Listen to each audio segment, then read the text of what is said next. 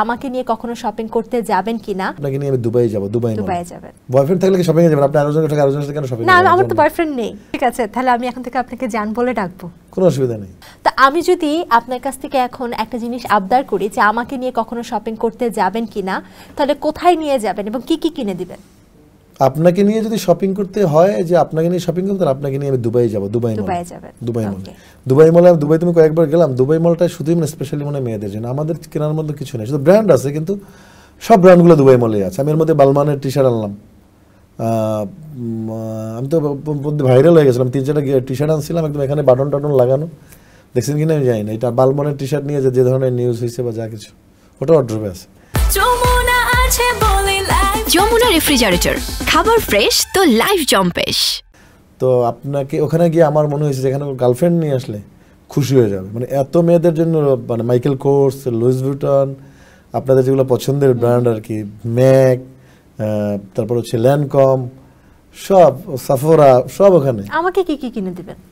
এটা তো আপনার উপর ডিপেন্ড করবে। না, আপনার পছন্দে নিব তো আমি, আপনি নিয়ে যাচ্ছেন। মেয়েদের পছন্দ বোঝাবার ধরুন বলে, পরে দোকানে গিয়ে সব নিজের মতো ধরে।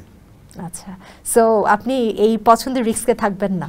রিস্কের জন্য কিছু না, পছন্দ যার যার উপরে ছেড়ে দিতে হয়। আমি জোর করে দিলে ওইটা ভালো হবে, তাকে দোকানে ঢুকে, আপনাকে দোকানে ঢুকাই দেবো যে আপনি কি কি নিতে পছন্দ করেন না। ঠিক আছে, আমি অপেক্ষায় রয়েছি। আমি আশা করছি একদিন আপনি আপনি আমাকে জানবেন। সেটা তো বলবো না। তাহলে আমাকে এত কথা প্রশ্ন করছেন, নিজেরটাকে বলেন। আপনি যদি বয়ফ্রেন্ড থাকে, আপনি আমার সাথে কেন শপিং এ যাবেন? আমার তো বয়ফ্রেন্ড নেই। বয়ফ্রেন্ড না থাকলে তো শপিং এ যেতে পারবেন না। কেন? বয়ফ্রেন্ড থাকলে কি শপিং এ যাবেন? আপনি আরেকজনের টাকা আরেকজনের সাথে কেন শপিং এ না, যাবেন? আমার তো বয়ফ্রেন্ড নেই।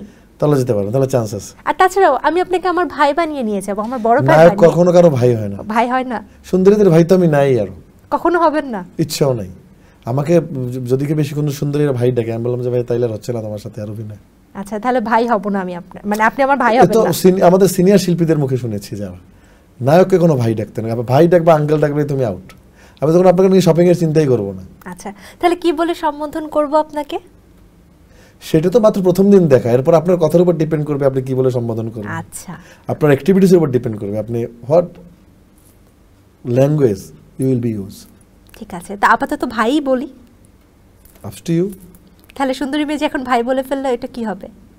সুন্দরী মেয়ে ভাই বলে গেলে কি করবো? জোর করে তার সাইয়া বানানো যাবে না। এখন যদি মন থেকে যদি ভাইয়ের চোখেই দেখে, তাহলে ভাই বোনের ওখানেই রাখতে হবে।